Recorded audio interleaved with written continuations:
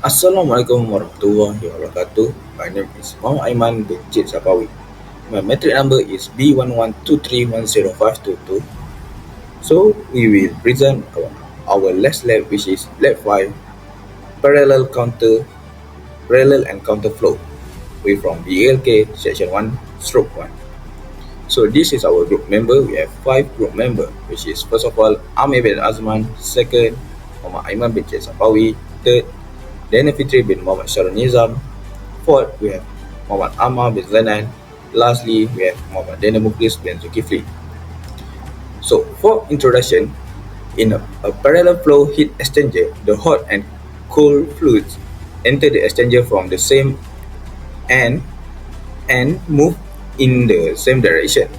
In contrast, a counterflow heat exchanger has the fluid entering from opposite ends and following in opposite direction. The counterflow arrangement typically offer higher thermal efficiency because it maintains a larger average temperature difference between the fluid throughout the exchanger. This experiment aims to analyze how varying the cold water flow rate affect heat transfer performance in both configuration while keeping the hot water flow and heater temperature constants. Key parameters such as temperature profiles, heat transfer coefficients, logarithmic mean temperature differences, and energy balance are measured and calculated to compare the effectiveness of each flow type. So we go to the safety precaution. First of all, we need to wear appropriate personal protective equipment (PPE) such as lab coat and lab shoes. Second, follow the all procedure as required in the lab sheet. Third, the hot water used in the experiment can reach temperature up to 16 degrees or more. Do not touch the heated surface, metal pipe, or exposed water lines during operation to avoid burns. Fourth, always check that all hoses, valve, and fitting are securely connected to prevent leaks or bursts. Lastly, keep the working area dry and free from standing water to reduce the risk of slipping or damaging electrical equipment. So, my name is Mama Ammar bin Zainal and I will explain about the procedure and step by step to do this lab. First step is set the concentrate tube heat exchanger to the base unit. And make sure open a water supply and switch on the main switch.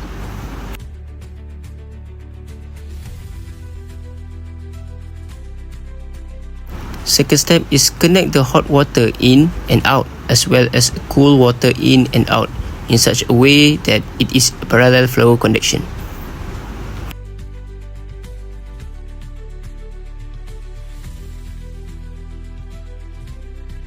Step 3 is connect the thermocouple cables from the heat exchanger tube to the socket on the control panel.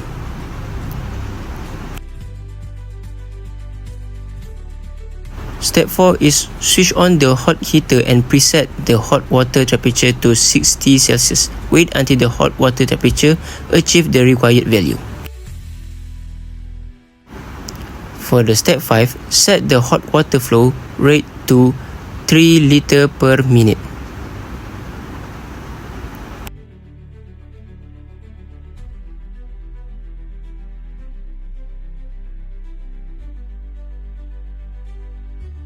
So for the step 6, also same as a hot water, control the cold water valve flow rate to 3 liter per minute and allow 5 minutes for the heat exchanger temperature to stabilize. And step 7, record all the temperature reading from the base unit screen. For the step 8, repeat steps 6 and 7 for the flow rates of 2, 1 and 0.5 liter per minute. Step 9, switch all the hot and cool water valve and heater. And last but not least, reconnect the heat exchanger for and counterflow, and repeat the procedure 4 to 9. So next we will go to the next part, which is my part, result. So for the result, we have two tables that we need to fill out, which is we have counterflow and then the other one is parallel flow. So what's the difference between these two flow? So for the counterflow, actually the input was a hot water, while for the parallel flow, the input was a cool water. So we go for the counterflow table first. So for the table, actually we have recorded only for TH, T2, TH2, TH3, TC1, TC2, and TC3. That's only data that we recorded. While for the others, we had actually, for example, we have delta TH, we have average TH, we have delta TC, we have average TC, we have efficiency, we have rho, which is density, we have CP, which is specific heat, we have Q, which is heat transfer, we have CEB, which is energy balance coefficient, we have other efficiency, we have LMTD, which is logarithma mean temperature difference, and then the last one we have U, which is heat transfer coefficient. So the others data we need to calculate by using a formula that been given on the theoretical on the lab sheet. So first of all, if you can see, the H and the C, what's meaning by the H and the C? So the H stand for the hot water, while the C stand for the cold water. So TH1, TH2, delta TH, average TH, TH3 actually is stand for the hot part, while for the C part is stand for the cool part. Okay, so if you can see the difference between the hot and cold flow, for the hot, we just supply 3 liter per minute, all same for the all 4 row, while for the cold flow we have different, which is for the first one we supply 3 liter per minute, second one 2 liter per minute, the third one we have supply 1 liter per minute, and then the last one is 0.5 liter per minute. So from here we come out with a different temperature. So we can see the less cold water supply, the higher temperature it will be. Doesn't mean is the difference is I would say is not a slightly high difference, but they have different. We can see, for example, the TH1, we can see when the both flow is at the 3 liter per minute, we can see TH1 is 59.8, while the hot water 3 liter and the cold water is 0.5. We can see the TH, which is TH1 temperature, is increasingly a little bit, which is to 60.2. So we just calculate the others. We have delta, which is T2 minus T1. So we got negative. Negative is just a direction. It's not affect that much. So we have average, which is we plus T1 and TH1 and TH2 minus divided by 2, and then you will get the average. And then the efficiency, we have the formula. For the rho also we have a formula. For the rho actually is quite long formula. And then we have CP, which is specific heat. We have QC, also using formula. CEB, also formula. LMTD and U also using formula. Same goes for the parallel part. We also using a formula for the others, and then while for TH, TH1, TH2, TH3, C1, TC1, TC2, and TC3, we record the data, while the others we using only a formula. So just record the data, and then we can see the graph at the discussion part. So actually from the graph we can know which one is counterflow and then which one is parallel flow. I think that's all for my part. We go for the next part, which is discussion. Good afternoon. I will now present the discussion for Lab 5, which focus on comparing the performance of parallel flow and counter flow heat exchangers. First, we plotted the temperature profile for both configurations. In the parallel flow, cold and cold fluids move in the same direction, which causes the temperature difference between them to decrease rapidly. In contrast, the counter flow setup maintains a more consistent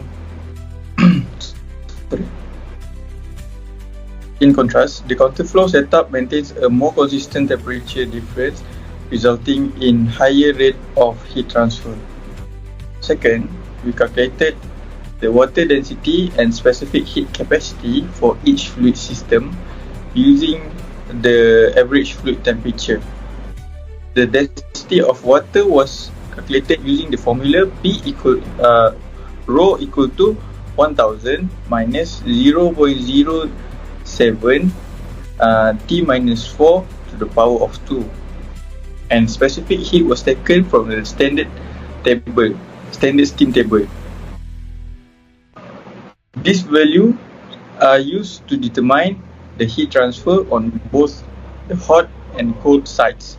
Third, we calculated the energy balance coefficient, or CEB, using the formula CEB equal to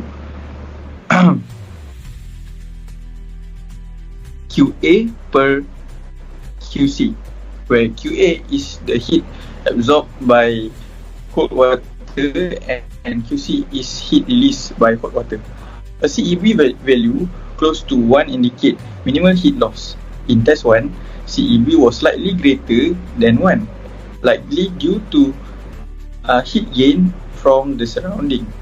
As the cold water flow rate decrease, CEB also decrease, showing that heat losses become more significant.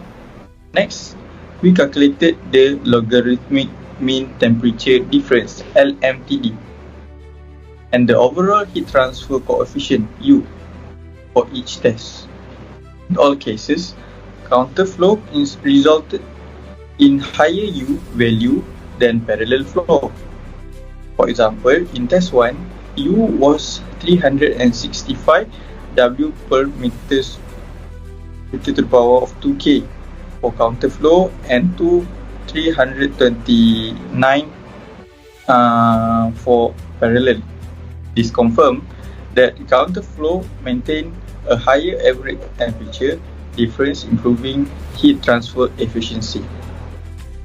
Finally, we compared both heat exchanger types, and counter flow configuration consistently outperformed the parallel flow, both in terms of LMTD and U value. This is because counter flow maintained a stronger temperature gradient across the heat exchanger length. As a result, it is more effective in transferring heat and is preferred in industrial application where thermal efficiency is important. In summary, the experiment demonstrates the theoretical and practical advantage of counter flow over parallel flow. Our calculation of heat transfer, CEB, LMTD, and U value support this conclusion. Thank you. Okay, my name is Amir bin Azman. My part is conclusion. Okay, based on the temperature profile graph for both a parallel and counter flow heat exchange, it is evident that the counter flow configuration provide more efficient heat transfer. This is due to its ability to maintain a higher and more uniform temperature difference between the hot and cool fluid along the entire length of the heat exchanger. In contrast, the parallel flow show a rapidly decreasing temperature difference, limiting its efficiency. Therefore, for application requiring higher thermal efficiency, the counter flow range is more favorable. Based on the discussion, it can be concluded the density and specific heat capacity of water vary slightly with the change in temperature and slow rate, but remain within the typical range for water. By using the average temperature for both the hot and cool circuit, accurate value for density and specific heat capacity were obtained, allowing reliable heat transfer calculation using the formula. This confirms that the method is used is accurate and defeatable for evaluating heat transfer performance in the system. Based on the discussion, it can be concluded that the energy balance coefficient CEB highlights the presence of energy losses in the real world system, while an ideal system would have a CEB value close to 1. The observed deviation either slightly above or below indicate the impact of heat loss to the surroundings. This deviation will more noticeable at low cold water flow rates, where less heat is absorbed, emphasizing the importance of considering real-world inefficiency when evaluating system performance. The calculated LMTD value provides a reliable basis for determining the overall heat transfer coefficient U.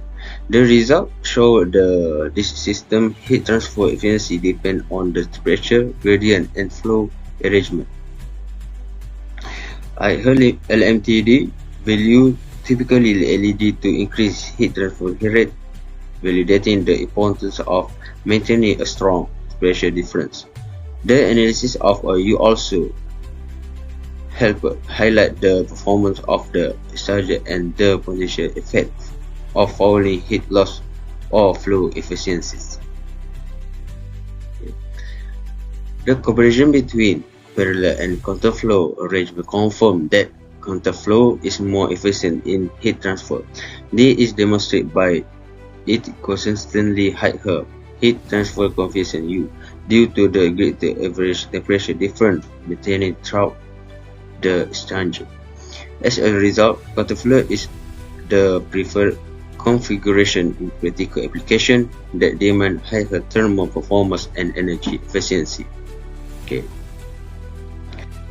Thank you.